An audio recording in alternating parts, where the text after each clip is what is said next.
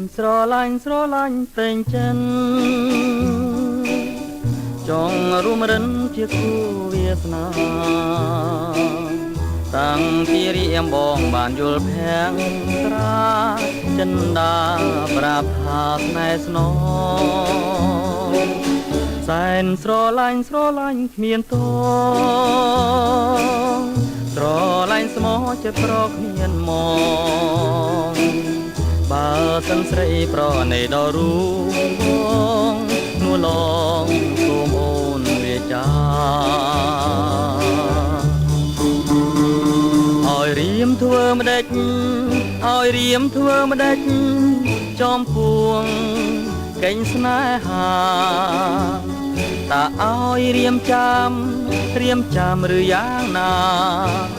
សូមមេត្តាឆ្លងឆ្លើយសែនស្រឡាញ់វ័យម្លេះស្ទើរតែប្រេះអរារៀមហើយបើសិនបានប្រានអូនមកគៀកាយម្លេះសាយរៀមស្បាយទុកខា